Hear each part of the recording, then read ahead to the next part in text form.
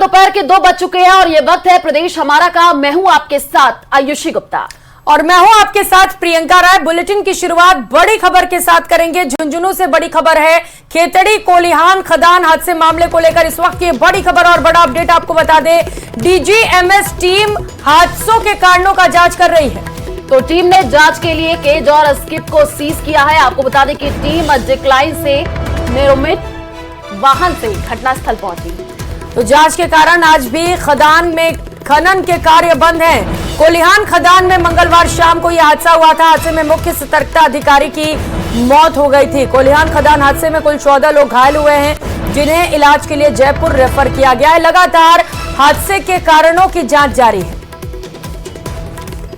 तो टीम ने जांच के लिए केज और स्किप को भी सीज किया है। तस्वीरें भी हम आपको टीवी स्क्रीन पर दिखा रही है। पहले की तस्वीर है, लेकिन टीम डिक्लाइन से निर्मित वाहन से घटनास्थल पर पहुंची है। जांच के कारण आज भी खदान में खनन कार्य बंद है। इस पूरे मामले की अब जांच पड़ताल की जा रही है। झुंझुनू से ये बड़ी जानकारी आपको दे रहे हैं। खेतड़ी कोलिहान खदान हादसे मामले से जुड़ी हुई ये बड़ी अपडेट निकल करके सामने आ रही है। इस हादसे में मुख्य सतर्कता अधिकारी की मौत हुई थी और उसके बाद से लगातार टीम पहुंच रही है। और राजसमंद के देलवाड़ा थाना इलाके के नेगड़िया टोल नाके पर असामाजिक तत्वों ने जम करके हंगामा किया है और टोल कर्मचारियों के साथ गाली गलौज और अभद्रता की है। आरोपियों ने टोल नाके पर दबंगई दिखाते हुए बिना टोल दिए वाहनों को जाने दिया। हंगामे की सूचना पर पुलिस पहुंची। देलवाड़ा थाना पुलिस ने 4 आरोपियों को शांति भंग में मौके से गिरफ्तार किया है। तो थानाधिकारी कमलेंद्र सिंह ने बताया कि मौके पर पहुंची पुलिस ने 4 आरोपियों को शांति भंग में गिरफ्तार किया। तस्वीरें उस दौरान की आप देख पा रहे हैं, जहां पर कुछ दबंगों ने दबंगई दिखाई। हालांकि पुलिस की ओर से 4 आरोपियों को गिरफ्तार कर लिया गया है। तो आज सुबह कोर्ट में पेश किया गया और दबंगों की तस्वीर सीसीटीवी कैमरे में कैद हो गई है। यही वो तस्वीर है जो हम आपको टीवी स्क्रीन पर दिखा रहे हैं। और अब खबर डूंगरपुर के कुआं गांव से है, जहां बीती रात चोरों ने 2 बड़ी चोरी की वारदात को अंजाम दिया। चोरों ने 2 दुकानों में चोरी करते हुए लाखों के सामान पर हाथ साफ कर दिया और चोरों ने एक गहने की दुकान में चोरी की है। ज्वेलरी शॉप से चोर जो है वो 10 लाख के गहने और करीब 1 लाख रुपए चुराने गए। वहीं दूसरी दुकान से करीब 4 लाख के गहने और 80,000 रुपए के कैश पर हाथ साफ कर दिया। तो सूचना पर पुलिस घटनास्थल पर पहुंची, मौके का जायजा लिया गया। इधर थाने से महज 500 मीटर दूर ये चोरी की वारदात हुई, जिससे पुलिस की रात्रि गश्त पर भी कई सवाल खड़े हो रहे हैं। वही चोरी की वारदात से व्यापारियों में खासा आक्रोश भी है।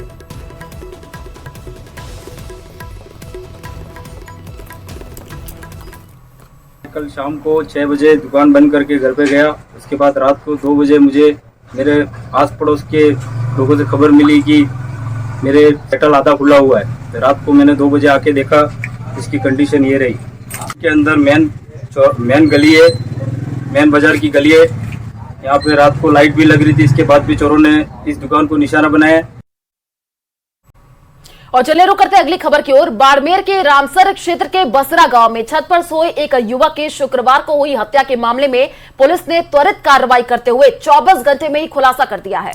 हत्या के संगीन मामले में एक बार फिर से रिश्ते तार-तार हुए। चाची और भतीजी ने मिलकर युवक की हत्या कर दी।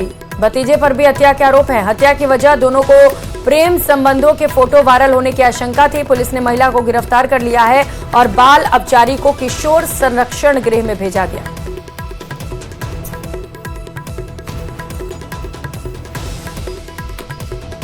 आज पुलिस द्वारा एक तो विधि विरुद्ध बालक है, उसको निरुद्ध किया गया। एक उसकी जो मृतक है उसकी काकी है, श्रीमती मंजू वाइफ ऑफ सुरेश, उसको गिरफ्तार किया गया। मर्डर करने के पीछे दोनों का पहले ये जोगाराम था और वो जो कहा कि उसके भी पहले अवैध संबंध बता रहे थे। अब जो विधि विरुद्ध बालक है उसके थे अवैध संबंध की बात जानकारी में आई है।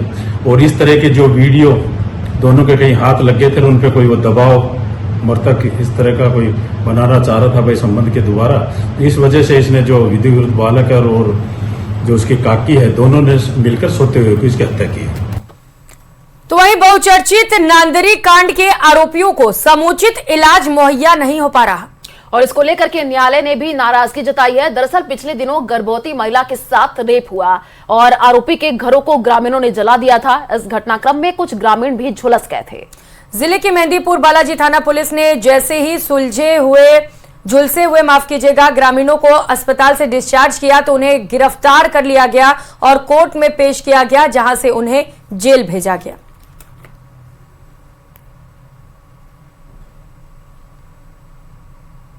का प्रकरण है जिसमें जो मुल्जिमान जल गए थे, इनको यहाँ मुंशी कोर्ट के द्वारा यहाँ उनको जेसी किया था, तो इसी शर्त पे किया था कि इनका उपचार करवाएंगे।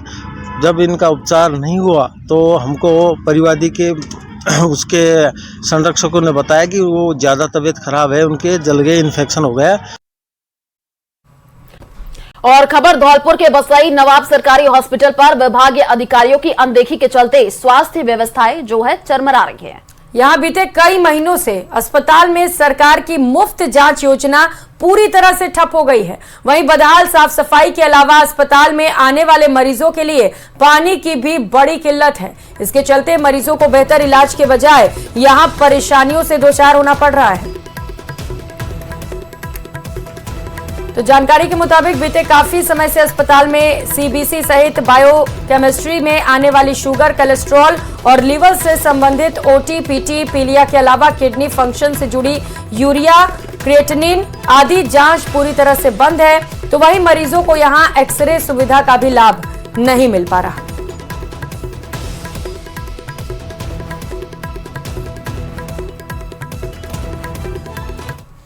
और एक तरफ प्रदेश भर में गर्म लू के थपेड़ों से आमजन राहत पाने के लिए ठंडक तलाश रही है, तो वहीं जलदाय विभाग में भ्रष्टाचार के कारण भयंकर गर्मी के मौसम में दूदू जिले के 340 गांवों के सामने पेयजल का संकट मंडरा रहा है। और इस बार बिसलपुर दूदू पेयजल परियोजना फेज प्रथम की 900 मिलीमीटर की डायमीटर की एमएस पाइपलाइन में भारी भरकम लीकेज हुआ है। आपको बता दें कि मुख्य पेयजल सप्लाई लाइन में मालपुरा से दूदू के बीच में मालपुरा के पास लीकेज हो जाने के कारण बिसलपुर बांध से होने वाली पेयजल आपूर्ति ठप हो गई है।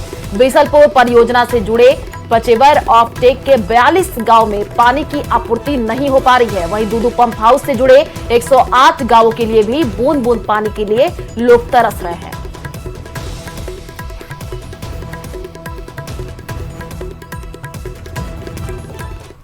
और धौलपुर में भले ही केंद्र सरकार जल जीवन मिशन योजना के तहत घर घर पानी पहुंचाने की बात कर रही है, लेकिन धौलपुर जिले के बसेड़ी उपखंड की खिडेरा ग्राम पंचायत में यह योजना दम तोड़ती नजर आ रही है। जहां जल जीवन मिशन के तहत बनी 4 लाख लीटर क्षमता वाली पानी टंकी से 2 साल बाद भी पेयजल आपूर्ति सुचारू रूप से नहीं हो पा रही है। अब यह नवनिर्मित पानी की टंकी पूरी तरीके से शोपीस बनकर के रह गई है। ग्रामीणों का यह कहना है कि पानी की सप्लाई महीने में 2 से 3 दिन ही हो पाती है, जिससे लोगों को दूषित पानी पीने को मजबूर होना पड़ रहा है। जब इस मामले में शिकायत की गई तो जलदाय विभाग के अधिकारियों से तो उनका कहना है कि यह काम ग्राम पंचायत अधिकारियों के हाथों में है।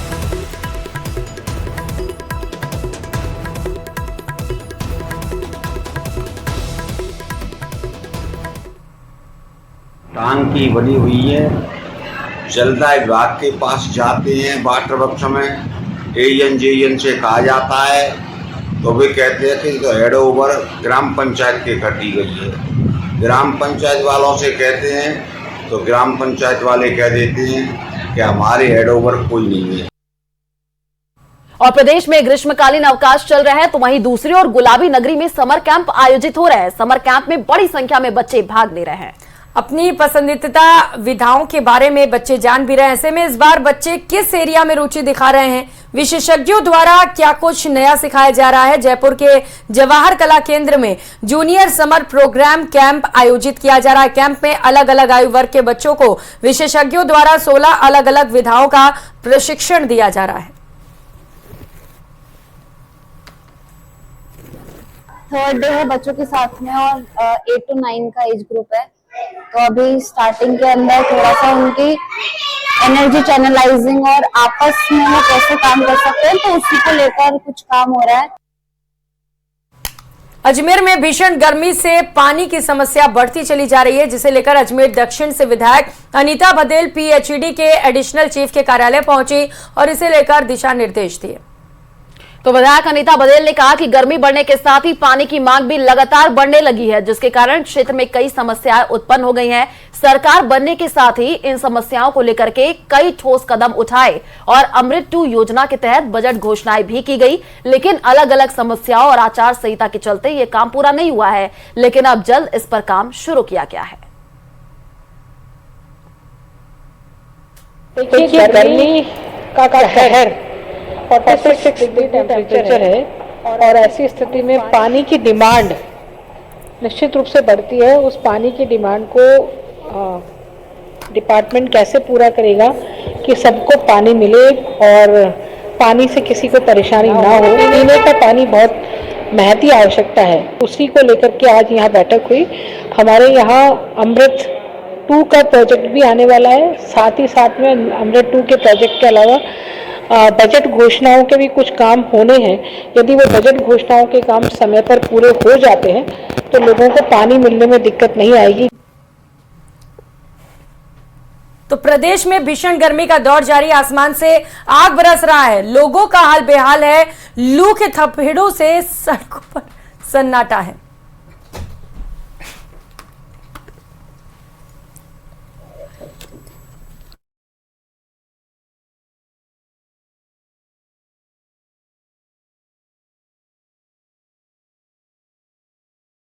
स्क्रीन पर आप देख पा रहे हैं जैसलमेर से, जहां पर धूरों में भारी तपिश है, सुनसान पड़ी सड़कों की तस्वीरें चित्तौड़गढ़ से आप देख पा रहे हैं और लोगों का जनजीवन गर्मी से प्रभावित है। तो हीटवेव की चपेट में पूरा प्रदेश है। कई जिलों में तापमान 46 डिग्री के पार भी जा चुका है और अभी नौतपा भी शुरू होने वाला है और नौतपा के बाद गर्मी और ज्यादा बढ़ने वाली है। राजधानी जयपुर की सबसे नजदीक दौसा में पानी की एक बूंद के लिए लोग मोहताज हैं। जिले के अधिकतर क्षेत्र में भूजल स्तर काफी नीचे गिर गया है और यह इलाका डार्क जोन में आता है। आपको बता दें कि दौसा जिला मुख्यालय पर शहर में 10 दिन में एक बार पानी सप्लाई होती है, वो भी महज कुछ मिनटों के लिए ही। तो लोगों का आधा दिन पानी के प्रबंध करने में निकल जाता है। करीब 1.25 लाख की आबादी वाले दौसा शहर को पेयजल के लिए प्रतिदिन 168 लाख लीटर पानी की आवश्यकता होती है, लेकिन विभिन्न स्रोतों से यहां केवल 30 लाख लीटर से भी कम पानी उपलब्ध हो पाता है।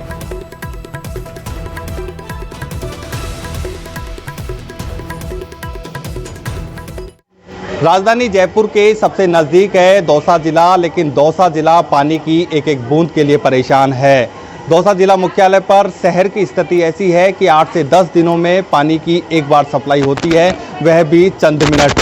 पानी नलों के माध्यम से भी आधे शहर में आता है, आधे शहर में तो नल ही नहीं है। ऐसे में वहाँ टैंकरों पर लोग निर्भर रहते हैं। महिलाओं की बात करें तो वे सुबह उठते ही इंतज़ार करती हैं कि कब पानी आएगा और कब वो पानी एकत्रित करके अपने परिवार का पालन पोषण के लिए और ज़रूरत के लिए पानी एकत्रित कर पाएंगी। लेकिन दौसा की स्थिति ये है कि यहाँ पानी नलों के माध्यम से तो कभी कभार आता है और टैंकर पर लोग निर्भर होते हैं। इसके बावजूद भी लोग खरीद कर टैंकर मंगवाते हैं और पानी पीते हैं। सरकार के पास ना पानी की व्यवस्था है। सरकार दावे ज़रूर करती है कि ईसरदा परियोजना आएगी या फिर ERCP आएगी, लेकिन लोगों को वर्तमान में पानी नहीं मिल पा रहा है। ऐसे में लोग दौसा में पानी की एक एक बूंद के लिए परेशान हैं। आशीष शर्मा, न्यूज़ 18, दौसा। दुर्लभ पक्षी ग्रेट इंडियन बस्टर्ड के संरक्षण और संवर्धन के लिए राज्य सरकार की ओर से गत बजट से आपको बता दें कि रामदेवरा ब्रीडिंग स्टेशन के पास टनल बनाने की घोषणा के बाद अब विभागीय जिम्मेदारों ने मंथन शुरू कर दिया है। गौरतलब है कि ये अपनी तरह की देश ही नहीं बल्कि दुनिया की पहली टनल होगी जिसमें गोडावण पक्षियों को रखा जाएगा। उनकी संख्या में इजाफा करने की कोशिश की जा रही है। बताया जा रहा है कि टनल के निर्माण संबंधी डिजाइन और अनुमानित लागत को लेकर कवायद जारी है। टनल में छोड़ने से पहले ब्रीडिंग स्टेशन में गोडावण को प्रशिक्षण भी दिया जाएगा।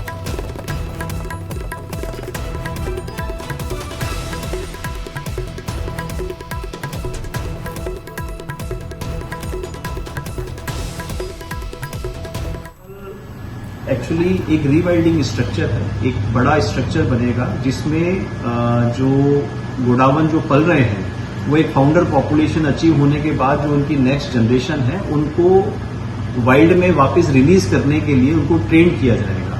तो वो एक रीवाइल्डिंग स्ट्रक्चर है। और खबर भीलवाड़ा से, जहां मकान का बरामदा गिरने से 2 की मौत हो गई।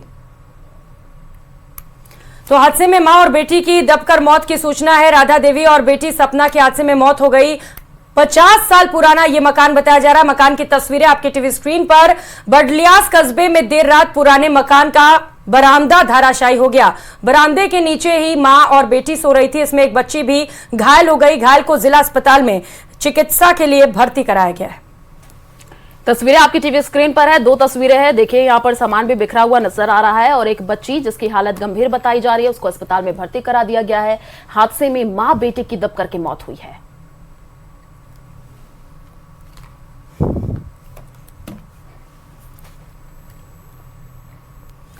झालावाड़ से बड़ी खबर। जिले भर में पुलिस का एनडीपीएस एक्ट की कार्रवाई जारी है। 5 साल के आपको बता दें कि चालानशुदा आरोपियों के ठिकानों पर दबिश दी गई है और अब तक एनडीपीएस एक्ट के 6 मामले दर्ज हुए।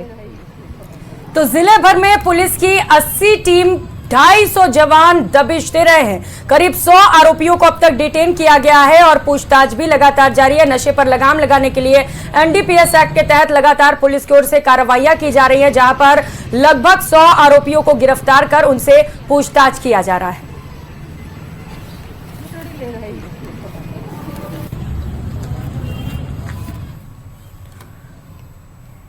और अब खबर अलवर से, जहां 17 साल की नाबालिग का किडनैप कर गैंगरेप का मामला सामने आया। पुलिस ने नाबालिग बच्ची का मेडिकल कराया है। आरोपियों की तलाश जो है वो शुरू कर दी गई है और इस बारे में बच्ची की मां ने थाने में केस दर्ज कराया है। आरोप है कि बीती रात 13 मई की रात एक बाइक पर 2 लड़के आए और उसकी बेटी से पीने के लिए पानी मांगा। जैसे ही बेटी उन्हें पानी दी तब आरोपियों ने अपने तीसरे साथी को बुला लिया। इसके बाद बच्ची के साथ हैवानियत को अंजाम दिया गया है और आरोप ये भी है कि बच्चे के शरीर पर काटने के भी निशान है। महिला की रिपोर्ट के आधार पर पुलिस ने पॉक्सो एक्ट और अन्य धाराओं में मामला दर्ज कर मामले पर जांच शुरू कर दी है।